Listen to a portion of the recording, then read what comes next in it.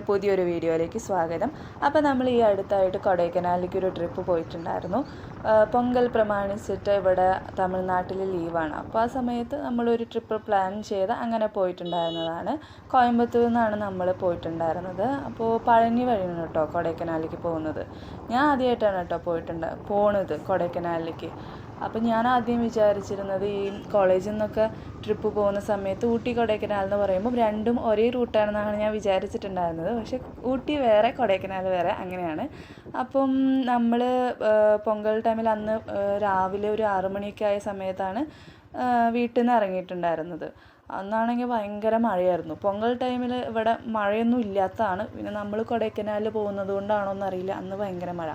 ഞാൻ വിചാരിച്ചു കൊടൈക്കനാലും മഴയായിരിക്കും എന്നാണ് വിചാരിച്ചത്. പക്ഷേ അവിടെ പോയപ്പോൾ എന്താ പറയുക, നല്ല ഉഗ്രൻ ക്ലൈമറ്റ് ആയിരുന്നു കേട്ടോ. മഞ്ഞിലങ്ങനെ നമ്മൾ മഞ്ഞിൽ പൊതിഞ്ഞിട്ട് കിടക്കുന്ന ഒരു ഇതായിരുന്നു. നമുക്ക് എന്താ പറയുക, ഒരു എക്സ്പ്ലെയിൻ ചെയ്യാൻ പറ്റില്ല, അങ്ങനത്തെ ഒരു അനുഭവമായിരുന്നു എനിക്ക് കൊടൈക്കനാൽ പോയപ്പോൾ കിട്ടിയിട്ടുണ്ടായിരുന്നത്. കൊടൈക്കനാൽ എന്ന് കേട്ടപ്പോൾ തന്നെ എൻ്റെ മനസ്സിൽ ആദ്യം ഓടി വന്നത് ഗുണ കേവാണ് കേട്ടോ. നമ്മൾ മറ്റേ മഞ്ഞുമൽ ബോയ്സ് സിനിമ കണ്ടത് തൊട്ട് ഭയങ്കര ഒരു ആഗ്രഹമായിരുന്നു ഗുണ കേവ് കാണാൻ പോകണമെന്ന്. അപ്പോൾ അങ്ങനെ ഫൈനലി നമ്മൾ ഗുണ കേവൊക്കെ കണ്ടിട്ട് തന്നെയാണ് തിരിച്ചു വന്നത്. ഒരു 4 മണി വരെയൊക്കെ ഉണ്ടാവുള്ളൂ കേട്ടോ. അവിടുത്തെ ഓരോ സ്പോട്ടിലും ടൈമിംഗ് ഉണ്ട്. അപ്പോൾ ആ ടൈമിങ്ങിനനുസരിച്ച് നമ്മൾ പോകണം. ഒരുപാട് എന്താ പറയുക, വ്യൂ പോയിൻറ്റുകളാണ് അധികം അവിടെ കാണാനുള്ളത്, കൊടൈക്കനാൽ ഉള്ളത്. അപ്പം റോഡ് സൈഡിൽ വണ്ടി നിർത്തിയപ്പോൾ എന്താ പറയുക, ഇതാണ് അവസ്ഥ. ഒന്നും കാണാൻ പറ്റുന്നില്ല, ഫുള്ള് മഞ്ഞുകൊണ്ട് മൂടി. അപ്പോൾ കാറും ബൈക്കും ഒക്കെ പോകുന്നുണ്ട്, പക്ഷെ ഒന്നും കാണാൻ പറ്റുന്നില്ല. വളരെ അകലേന്നൊക്കെ വരുന്ന കാറുകൾ ലൈറ്റ് ഇടുമ്പോൾ മാത്രമേ കാണുന്നുണ്ടായിരുന്നുള്ളൂ. എന്നാലും എന്താ പറയുക, ഒരു പ്രത്യേക സൗന്ദര്യം തോന്നി അവിടെ ഇങ്ങനെ നിർത്തിയിട്ടപ്പോൾ, അങ്ങനെ വീഡിയോ എടുത്തപ്പോൾ ഒരു പ്രത്യേക ഭംഗി തോന്നി എനിക്ക്.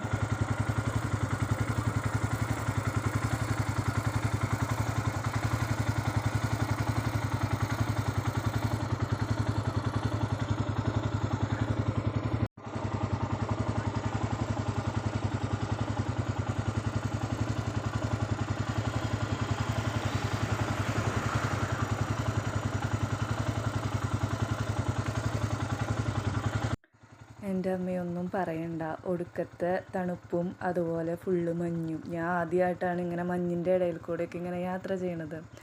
എന്തായാലും എന്താ പറയുക, ഒരു കിടു എക്സ്പീരിയൻസ് തന്നെയായിരുന്നു കൊടൈക്കനാലൊക്കെ.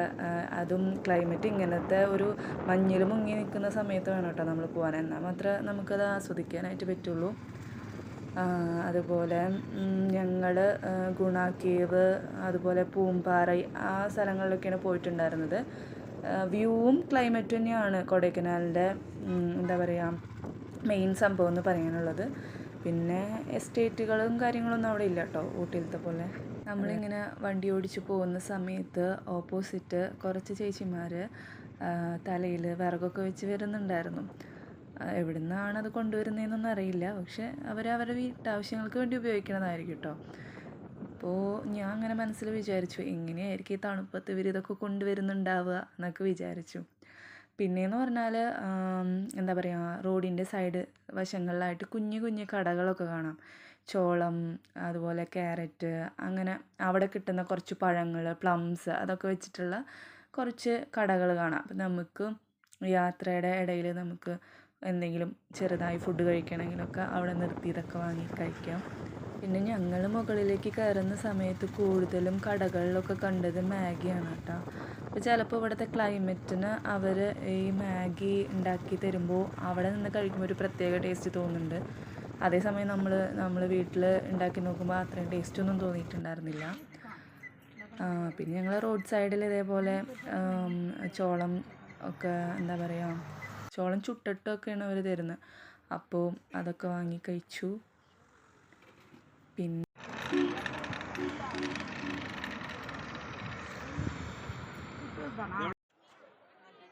കൊടൈക്കനാൽ ചെന്നിട്ട് ആദ്യം പോയ സ്ഥലമാണ് ഗുണ കേവ്.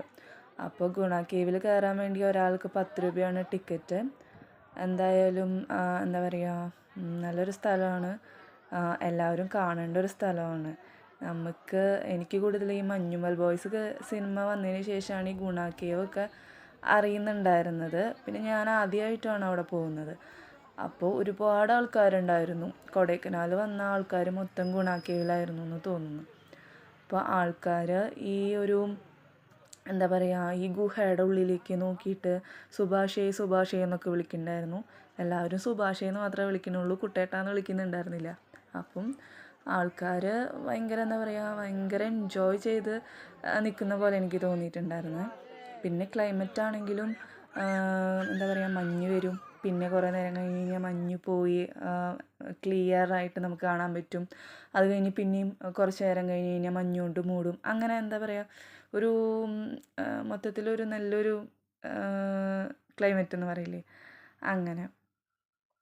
പിന്നെ ഒരു 4 മണി വരെയൊക്കെ ഉണ്ടാവുള്ളൂ, 4 മണി 4:30 വരെയൊക്കെ ഉണ്ടാവുള്ളൂ. അവിടെ ഒരുവിധം എല്ലാ സംഭവങ്ങളും ആ ടൈമിൽ ക്ലോസ് ചെയ്യും.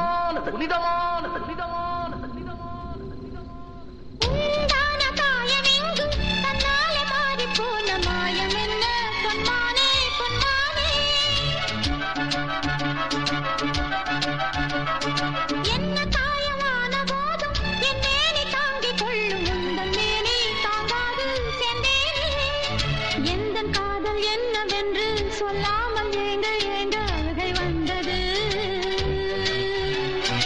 எந்த சோகம் உன்னை தாக்கும் என்றெண்ணும் போது வந்த அழுகை நின்றது.